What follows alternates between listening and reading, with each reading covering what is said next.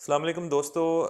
आज हम एक बड़ी स्पेशल गेस्ट के साथ मौजूद हैं। हमारे साथ महर नौश साहब हैं और महर नौश साहब का ताल्लुक़ मुल्तान की पारसी फैमिली से है। आज हम इस वीडियो में महर नौश साहब से थोड़ा सा उनके बारे में भी पूछेंगे और पारसी फैमिली के बारे में भी कुछ क्वेश्चंस करेंगे। सर मेरा नाम ऑफ कोर्स जैसे आपने कहा महरनोश बोमन जी है। मैं मुल्तान में पैदा हुआ जी। हूँ और मैं अब तो कनाडा में सेटल्ड हूँ। लेकिन मैं यहाँ आता रहता हूँ फैमिली कनेक्शंस की वजह से और उस वजह से। तो पाकिस्तान में आई मीन मेरे मुल्तान में मेरे आबा व अजदाद दफनाए हुए हैं। मेरे परदादा 1889 में आए थे मुल्तान और बस फिर यहाँ के ही होके रह गए। सो मैं फोर्थ जनरेशन हूँ मुल्तान में। सही। और मेरे भाई के बच्चे फिफ्थ जनरेशन है जिनकी भी पैदाइश मुल्तान की ही है। दो अब हम सब लोग यहाँ से जा चुके हैं और बाहर सेटल्ड हैं। क्या हम ये कह सकते हैं कि इस वक्त you are the last Parsi who sitting in Multan? जी, जब तक मैं यहाँ हूँ I am the last Parsi, but the actual last Parsi of Multan was my father जी। होशंग बोमन जी। वो मुल्तान में रहे और उनके मुताबिक मुल्तान से बेहतर दुनिया में कोई शहर नहीं था। एग्जैक्टली। उनसे बड़ी बहस होती थी इस बात पे, लेकिन वो कहते थे कि जैसा मेरा मुल्तान है वैसा कोई शहर नहीं। सही। So he was the actual last Parsi. मैं ट्रांजिटरी लास्ट पारसी हूँ। जब यहाँ होता हूँ तो लास्ट पारसी होता हूँ और चला जाता हूँ तो फिर नहीं होता। ये बताइए कि पारसी जो फैमिली है वो मुल्तान में आई कब थी? सो मुल्तान में एक ज़माने में तो काफ़ी फैमिलीज थी। यहाँ पे मंचर जी फैमिली हुआ करती थी, बिलमोरिया फैमिली थी, डॉक्टर वानिया की एक फैमिली हुआ करती थी। कुछ अगर आप हमारी पारसी सेमेट्री की ग्रेव्स देखें तो उस पे कई नाम आपको मिलेंगे जो एटलीस्ट मेरे होश संभालते हुए नहीं थे, जी। लेकिन वो यहाँ थे एक ज़माने में। हम्म। और उनके उनकी ग्रेव्स हैं यहाँ पे। हम्म। जब मैंने होश संभाला उस वक्त हम लोग 3 फैमिलीज थी हम्म।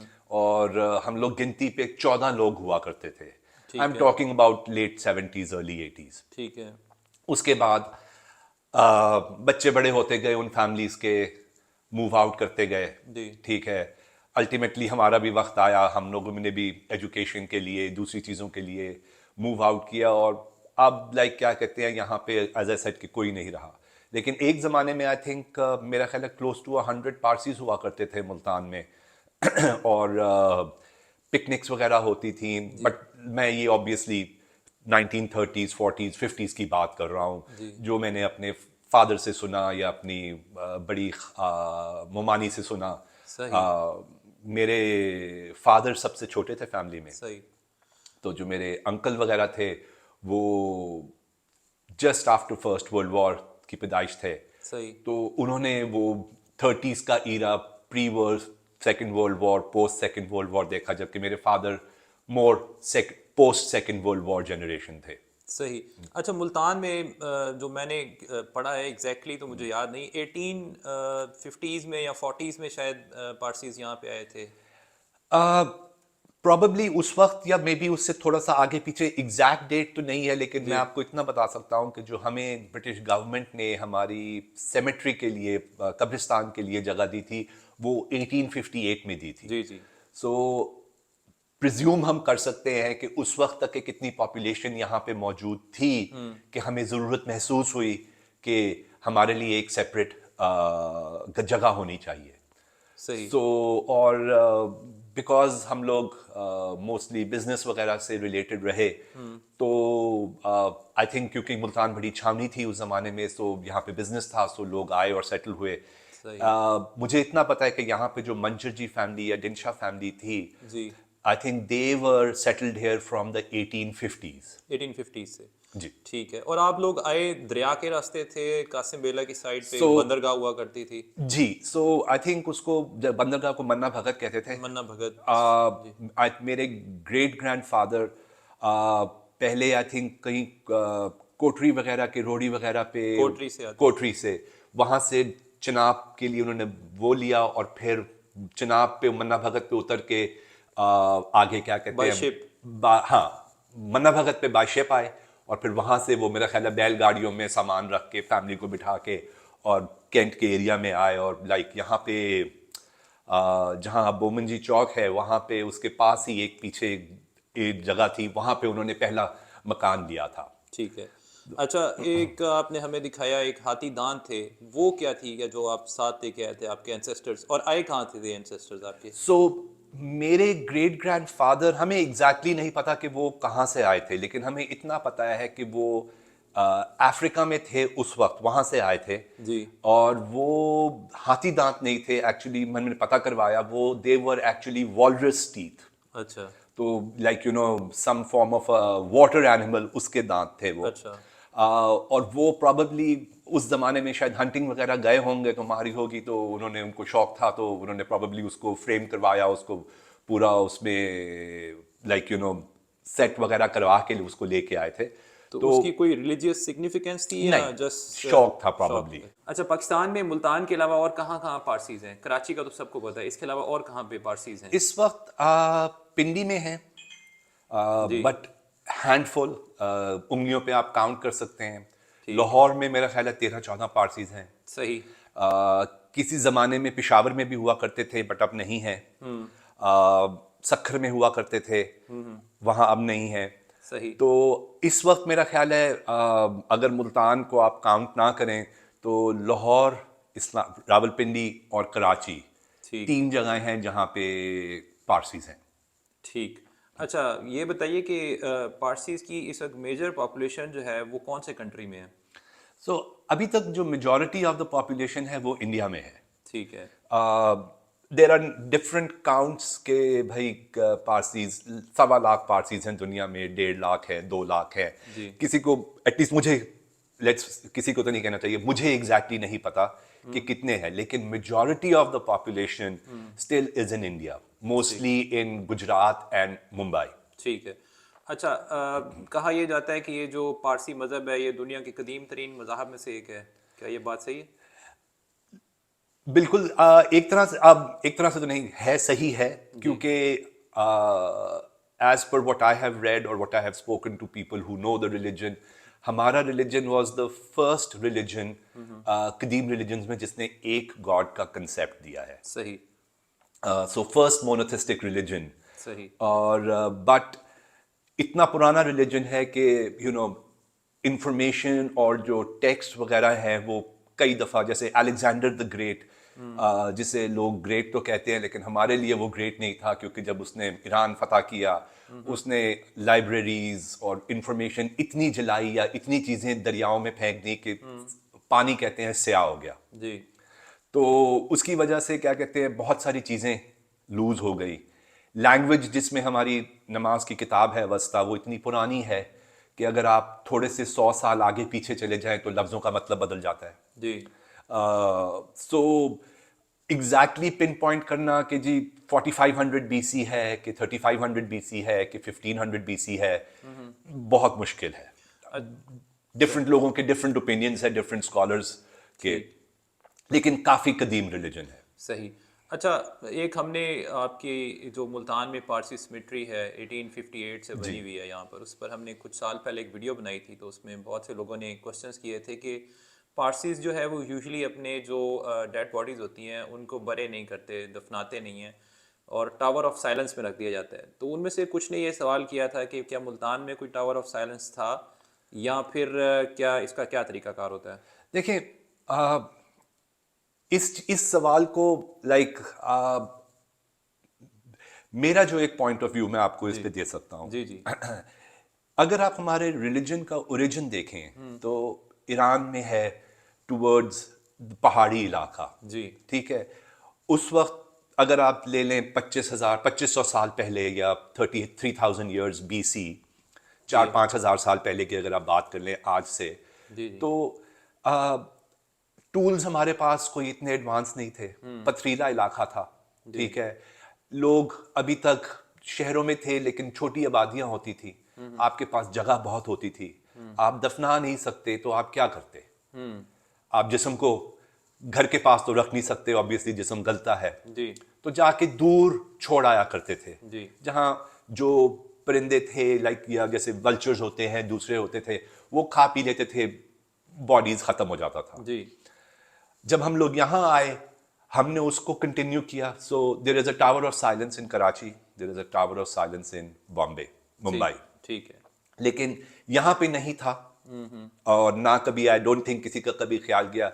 यहाँ पे हम बैरी करते हैं, जी अब कनाडा में अब क्रिमेट करते हैं, ठीक है। ठीक है, और फिर राख को या तो आपको जहाँ पे भी बिखेरनी हो बिखेर दें, या एक हमारे पास जगह है जहाँ पे हम कब्रिस्तान में ही वहाँ पे भी, जिसमें हमने एक छोटा सा पैच लिया हुआ है, वहाँ पे जाके बस हम ज़मीन में खड्डा खोद के डाल देते हैं। ठीक है। सो ये है। सो ये एक टॉपिक है जिसके ऊपर लाइक यू नो हर इंसान का एक अपना पॉइंट ऑफ व्यू है, सही। ठीक है।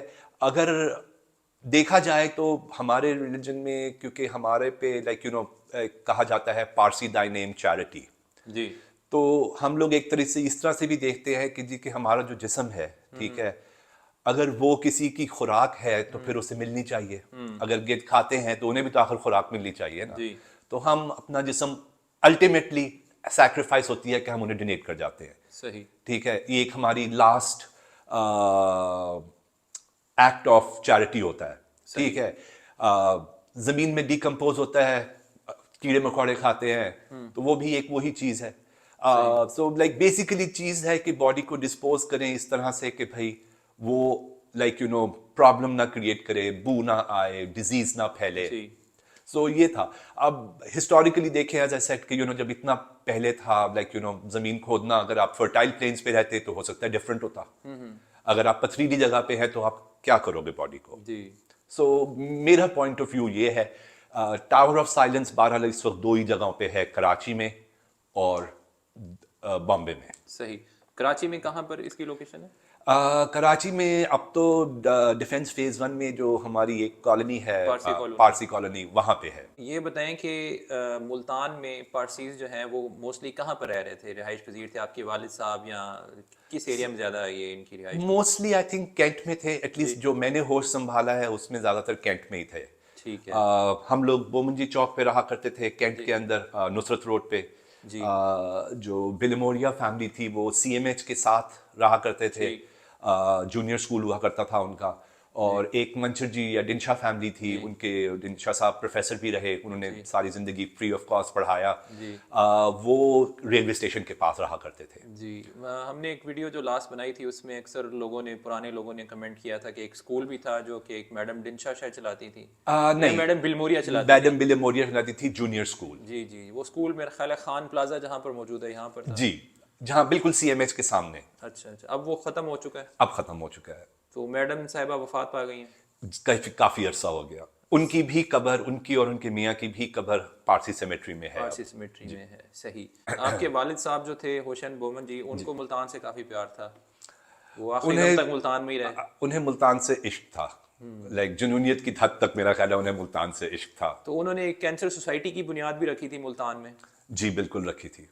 तो इस वक्त वो है, इन वर्किंग है या अब? जी बिल्कुल इन वर्किंग है, इट इज़ स्टिल फंक्शनिंग। और थिंक डॉक्टर इजाज मसूद जो ऑन्कोलॉजी वार्ड के यहाँ पे इस वक्त मेरे ख्याल हेड ऑफ द डिपार्टमेंट जी है, जी जी वो जी। उसको लीड कर रहे हैं, और सही कुछ और प्रोफेसर्स वगैरह हैं, सही सही। और एतजाज कुरैशी साहब जो तो हमारे साथ इसका हैं। इसका बेसिकली मकसद क्या था इस कैंसर सोसाइटी का? ये पुअर पेशेंट्स की हेल्प के लिए बनाई गई है? मेरी वालदा को ब्रेस्ट कैंसर हुआ था इन 1992, और वो 93 में वफात पा गई उसकी वजह से। My father was a romantic, okay. उन्हें लोगों को हेल्प करने का बहुत वो सही था, वो सही। चाहते थे कि तो like you he know had a purpose behind he it. Had a purpose. So उन्होंने कोई 6-8 जो इनके दोस्त अहबाब थे, जिनकी कुछ और की भी वाइफ्स गई थी, इन्होंने सब ने मेरा ख्याल है कुछ 7-8 हज़ार रुपए पर हेड डाल के एक सोसाइटी स्टार्ट की थी। और वो बस उनका एक नाम था, वो उन्हें एक साइकिल उनके पास हुआ करती थी, एक बहुत पुरानी सी, वो उन्होंने उसके ऊपर जाना लोगों के घरों पे और जाके पैसे मांगने। सही। और लोगों ने दिए, और लाइक यू नो डोनेशंस आते रहे। अब भी डोनेशंस पे ही चल रहा है काम, और वो अब तक है। सो उसके अंदर क्या कहते हैं, जो लोग हैं पुराने वो अभी भी इन्वॉल्व हैं और वो चला रहे हैं। सही। अच्छा ये बताएं कि पारसी कुजीन जो है, पारसी खाने जो है वो समवट डिफरेंट है या जैसे नॉर्मल हमारे यहाँ के खाने होते हैं वैसे ही हैं? आ, कुछ स्पेशलिटी है, कुछ डिशेस हैं जैसे? देखिए समवॉट डिफरेंट, ओके। थोड़ा सा प्रॉब्ली आप ये कह सकते हो कि जी कल्चरली, क्योंकि हमारा ओरिजिन जो है बेसिकली वो है ईरानी, ईरानी है। राइट। सो अगर आप ईरानी खाने देखें तो वो अब के जो हम खाना खाते हैं उससे काफ़ी मुख्तलिफ है। अब हम स्पाइसेस बहुत ज़्यादा इस्तेमाल करते हैं, जबकि ईरानी खानों में ज़्यादातर लाइक यू नो इतना स्पाइस नहीं इस्तेमाल होता। तो डिफरेंट है। दो चार चीज़ें जैसे हम कहेंगे, एक हमारी बड़ी स्पेसिफिक डिश होती है जिसे हम धनसा कहा जाती है। बेसिकली वो कई दालों का मिक्सचर होता है और सही। उसमें गोश्त भी डलता है और उसमें लाइक यू नो पपीता, और पपीता तो नहीं बट आई थिंक बैंगन और दो तीन और किस्म की सब्जियां डाल के उसको घोटा जाता है, उसको बिल्कुल। जस्ट लाइक हलीम, जिसमें हलीम में गोश्त और दालें हाँ, वगैरह डलती लेकिन हैं, हलीम इसमें में आप आपने गोश्त को सब्जियां भी मिक्स हैं। श्रेड कर देते हैं। सही है। इसको श्रेड नहीं करते, अच्छा, हम स्प्रेड नहीं गोश्त की करते। बोटियां रहती हैं। सही। कुछ लोग उसमें क्या कहते हैं वो कच्ची आम भी डालते हैं, सही। कुछ लोग आलू भी डालते हैं, लेकिन ट्रेडिशनली जो मैंने खाई है उसमें आलू नहीं होते। सही। सो वो है। फिर एक चीज़ है करी चावल। सही। उसमें एक traditional way of making the करी होती है, उसके लाइक यू नो उसमें पता नहीं कितने ज़्यादा मसाले जाते हैं, मुझे तो सारे मसालों के नाम भी नहीं आते होंगे, लेकिन उसको बनाया जाता है। फिर हमारे एक होते हैं जैसे हम धनधार और पाटिया कहते हैं, बेसिकली सॉल्टी दाल, ओके, चावल, और पाटिया उसके साथ जो होता है वो एक सालन टाइप होता है जिसमें थोड़ा सा स्पाइस होता है। सही। और ये अक्सर खुशू के मौक़ों पे बनाया जाता है। सही। और I think the concept goes again, I am not a scholar और like you know professional cook to know much about the history of our food, but normally ये होता है कि अल्लाह हर खुशी के मौके पे एटलीस्ट दाल चावल देता रहे।